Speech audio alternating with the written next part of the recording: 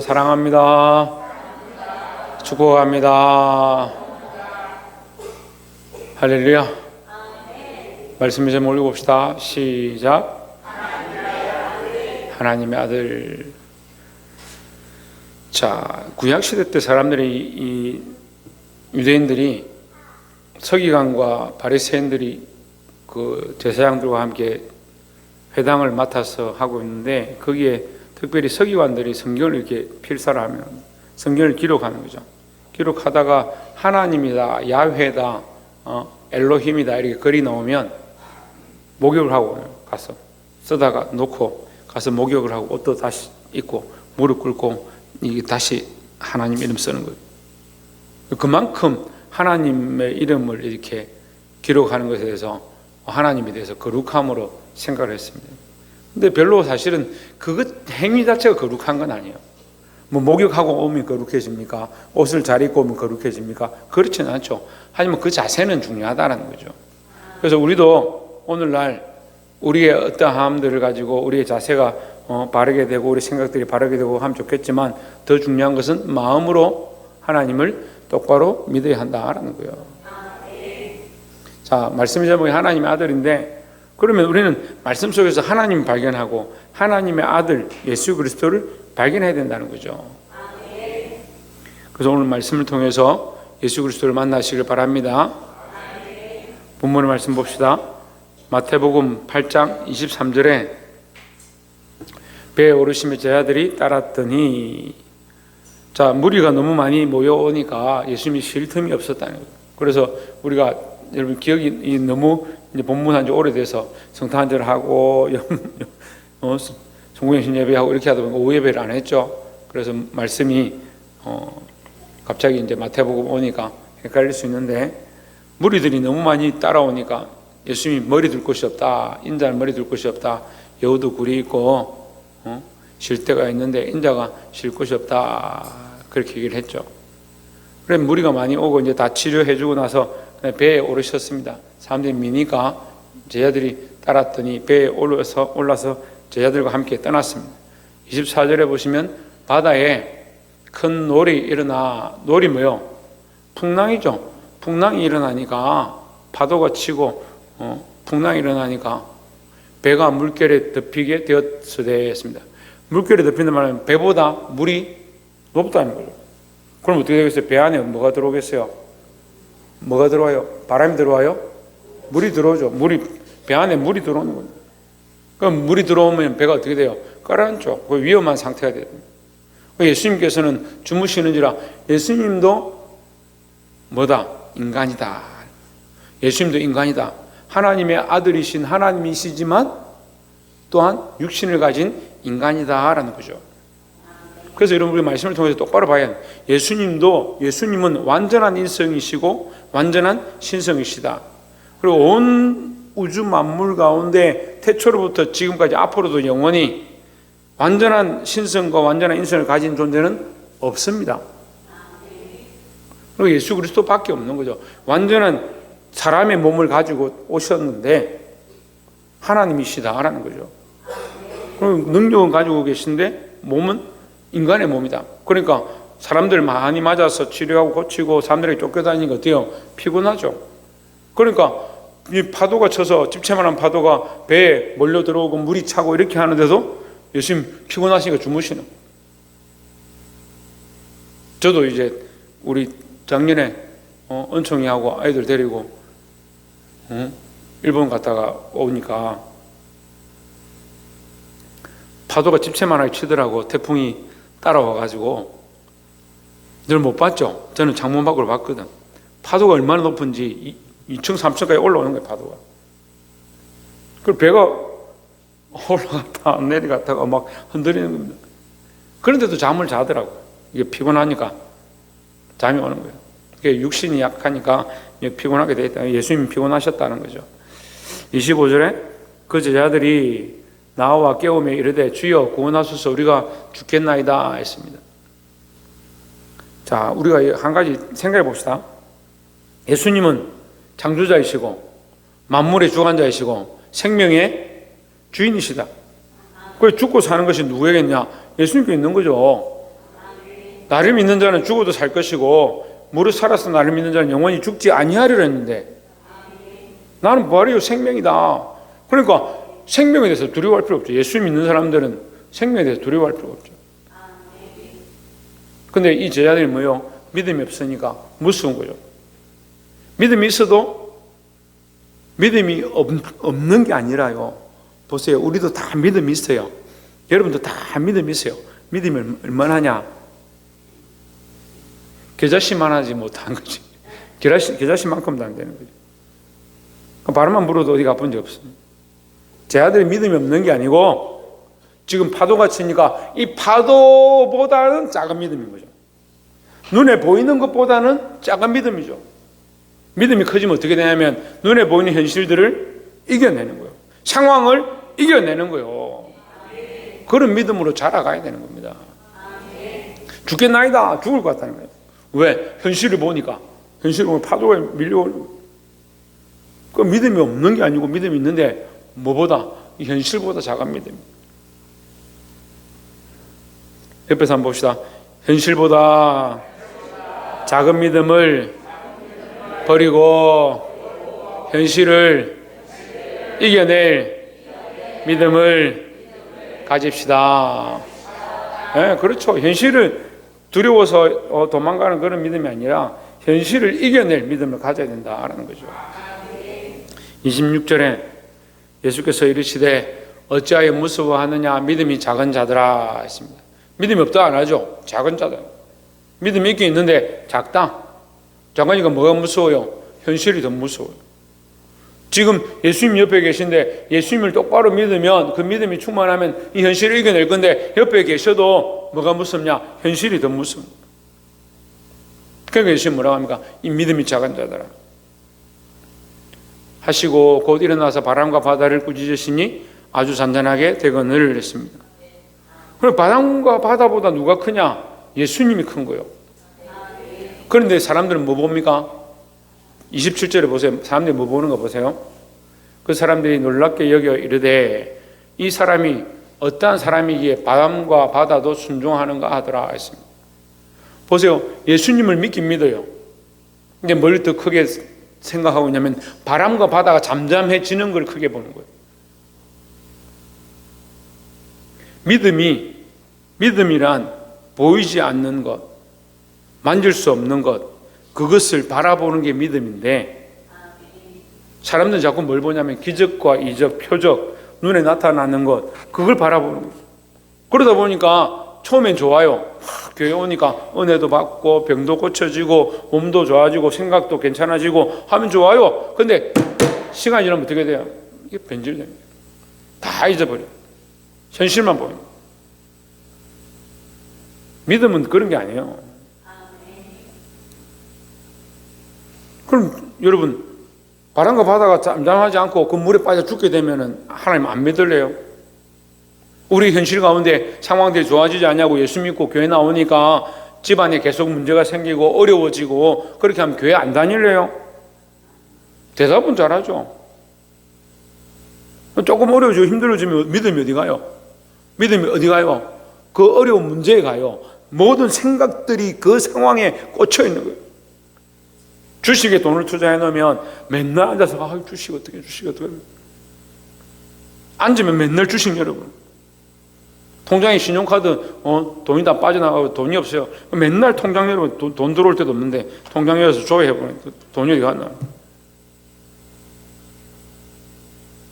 생각이 거기 가 있고 마음이 거기 가 있고.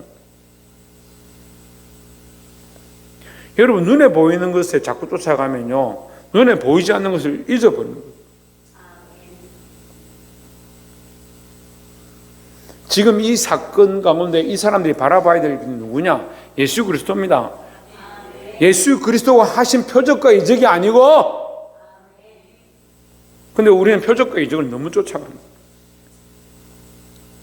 제가 그걸 깨달았어요. 교회 개척할 때 하나님 교회 안에 큰 놀라운 표적과 이적들을 보여주셨는데 그걸 왜 보여주셨을까? 이런 생각이 들었어요. 그렇구나.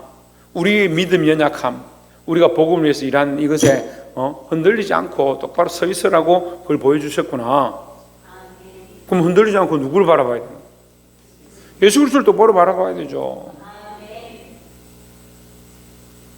우리 안에 표적을 주실 때, 우리에게 병 고침을 주고 악한 것들 쫓아내는 그런 역사를 주실 때에 그것만 바라보고 있는 게 아니라 그것이 하나님이 살아계신 증거다.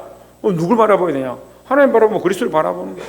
때로는 그런 일들이 우리에게 없다 하더라도 아이들이 때로는 병에 걸리고 힘들어하고 집안에 문제가 생겨도 우리는 여전히 뭐한다? 예수 그리스도를 바라본다는 거죠. 왜? 이미 증거가 있었고 내가 예수님을 믿으니까 치우치면 안 된다는 거죠. 28절에 또 예수께서 건너편 가다라 지방에 가심에 했습니다. 여기 단어 또라는 단어가 굉장히 중요해요. 위와 같은 사건이 또 일어나니 이렇게 봐야 돼요. 이해가 되세요? 위에는 이렇게 됐고 밑에는 또 이렇게 됐다는 게 아니고 또라는 말은 위에 이런 사건이 일어났는데 그들이 또 믿음이 없는 일들로 행하더라 이렇게 볼 수 있는 거예요. 하나님 예수님께서 병을 고치셨는데 파도를 잠잠케 하셨는데 또 예수님이 이런 일을 하셨더라 연결되는 거예요. 또 이런 일이 있었다. 예수께서 건너편 가다라 그라사라 다른 성경은 그라사 지방이다 이렇게 하죠. 그라사 지방에 가심에 배를 타고 건너가면 있는 땅이다. 갈릴리에서 나사렛에서 건너가서 그다라 지방에 가심에 귀신 들린 자 둘이 무덤 사이에서 나와 예수를 만나니 했습니다. 여기는 이제 두 사람이 되는데 다른 성경에 한 사람이 이렇게 되어 있죠. 쇠사슬로 묶어도 쇠사슬을 끊어버리는 귀신 들린 자. 그들은 몹시 사나워 아무도 그 길로 지나갈 수 없을 지경이더라. 감당이 안 된단 말이에요. 아무도. 귀신 들리면요 감당이 안 돼요. 저도 이제 젊었을 때 교회 청년회 회장을 했는데 수련회 갔다 오고 나서 수련회 가운데 은혜가 있었는데 은혜가 나타나면 항상 악한 것들이 드러나요. 왜? 고쳐야 되니까 치유해야 되니까 하나님 역사하시니까 그 안에 악한 것들이 나타나는 거예요. 그래가지고 여자애 하나가 있었는데 나중에 알고 보니까 그 애 할머니가 이제 중국 사람 조선족인데 점치는 거예요. 점쟁이라요. 그 점쟁이니까 자식들한테 이 신내림 같은 게 있죠. 그 귀신이 들려 있는 거예요. 자기는 몰랐는데 그래서 수련회 가서 은혜 받고 막 기도하고 이렇게 뜨거워지니까 뭐가 발작하겠어요? 그 안에 있는 귀신이 발작합니다.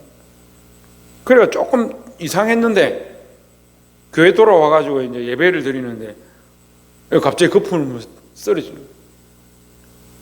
그래 막 소리를 지르고 그래서 청년들이 막 그때 내가 대라도 몇 명 있어요. 한 6명 정도 건장한 청년들이 달라 들어가 그 여자애를 붙잡았어요.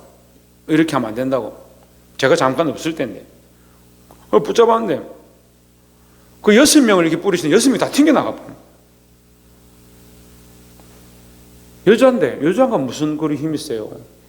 덩치가 항아만 한데 이제 우찬이나 이런 애들이 한 6명이 달라붙어가 붙잡는데 안 되더라니까.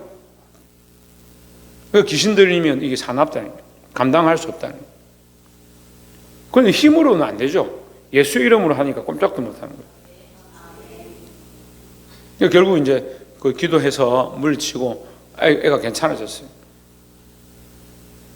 그 친구가 그 귀신이 쫓겨나는 걸 보고 그 친구는 어떻게 됐는지 제가 소식을 몰라요. 근데 그 친구하고 같이 있던 조선족 친구 2명이 있었는데 그 같이 있던 친구가 믿음 잘 지키고 울산에서 지금도 신앙생활 잘한다 제가 그리 들었습니다. 우리가 할 수 없는 일들이죠. 보이지도 않는데 눈에 안 보이는데 여러분 속에 시커먼 마귀들이 앉아있는지 아니면 하얀 천사들이 앉아있는지 선한 마음을 가지고 있는지 음탕하고 폐역한 마음들 갖고 있는지 모르죠. 우리가 어떻게 다 알아요? 알 수가 없죠. 자기 자식도 모르는데 뭐. 더 심하면 자기 자신도 모르는데 생각 거꾸로 하나 벗기면 양파 같아서 하나 벗기면 그 안에 또 있고 또 벗기면 또 있고 그런 나를 보는데 어떻게 다 알겠어요? 다 알 수가 없죠. 하지만 이것이 우리의 힘으로 되지 아니하고 예수 그리스도의 이름으로 되는 줄 믿습니다.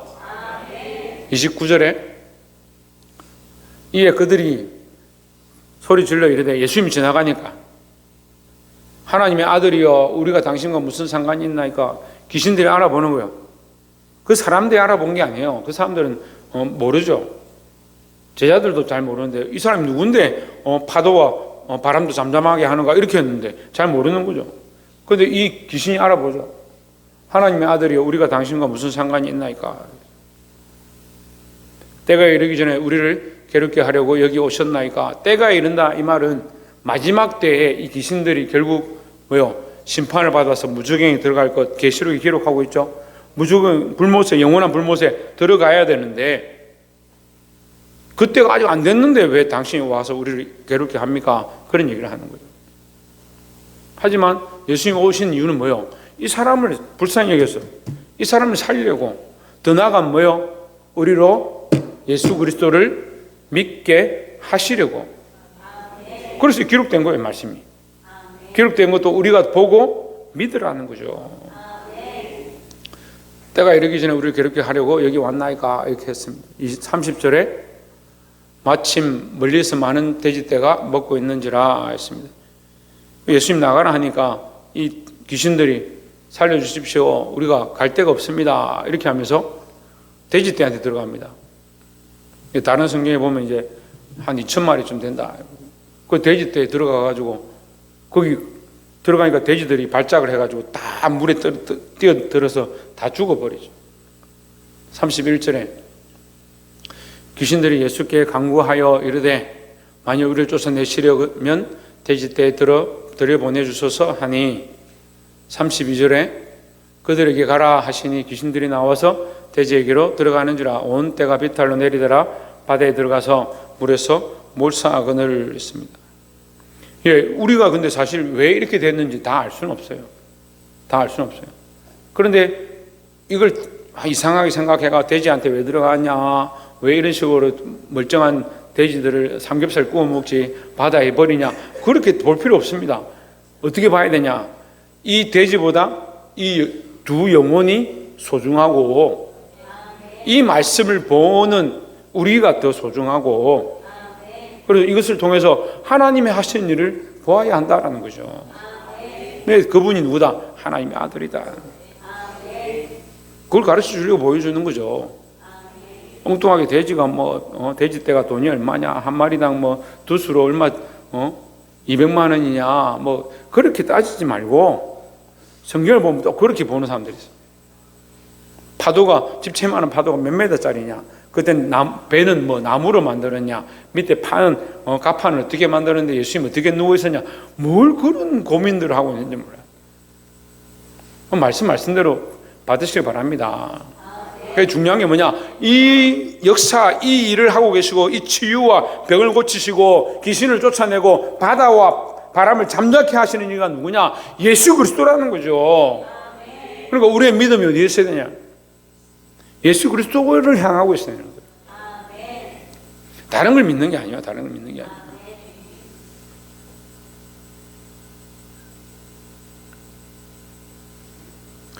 (33절에) 치던 자들이 달아나 시내에 들어가 이 모든 일과 귀신 들린 자의 일을 고하니,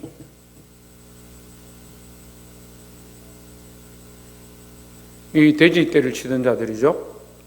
그 동네에 가서 막 얘기를 하는 거예요. 사람들이 막 소문을 내고, 왜 우리 돼지떼가 귀신이 들어서 물에 빠져 죽었다 얘기를 막 하는 거예요. 34절에 온 시내가 예수를 만나려고 나가서 보고 그 지방에서 떠나시기를 간구하더라 했습니다. 오히려 이 사람들이 더 대단한 거야. 어떻게 보면 이 사람들이 가서 누구를 전한 거예요? 예수님을 전했죠. 이 사람들이 달려가서 예수님을 막 알리는 거예요. 그걸 예수님 소식을 들은 사람들이 각 지방에서 예수님을 찾아왔던 거예요. 근데 문제는 뭐예요? 떠나셔달라고, 떠나달라고. 왜 떠나달라 했겠어요? 자기들이 감당이 안 되니까. 이런 일은 처음 봤고, 또 돼지 재산 피해가 있었으니까 힘들다고, 우리가 감당 안 되니까 좀 떠나달라고. 자, 하나님의 아들인 예수 그리스도를 만나서 믿고 구원을 얻는 사람이 있고, 그 하나님 아들인 예수님을 만나서 우리의 삶이 별로 윤택해지지 못하고 어려움이 있다, 좀 떠나주십시오. 예수님을 떠난 사람이 있어요. 여러분, 어떤 자리를 선택해야 되겠습니까? 예수 그리스도를 만나고 예수 그리스도를 믿는 것을 똑바로 선택해야 되는 겁니다. 그 믿음이 없는 사람들은 자꾸 이렇게 하는 거예요. 그 자꾸 계산해보고 대해보는 거예요. 이렇게 하면 내가 되겠냐? 이렇게 하면 살 수 있겠냐? 여러분, 예수 그리스도가 우리의 구원자이심을 똑바로 알고 믿음으로 받아서 승리하기를 주의 이름으로 축원합니다. 기도하겠습니다.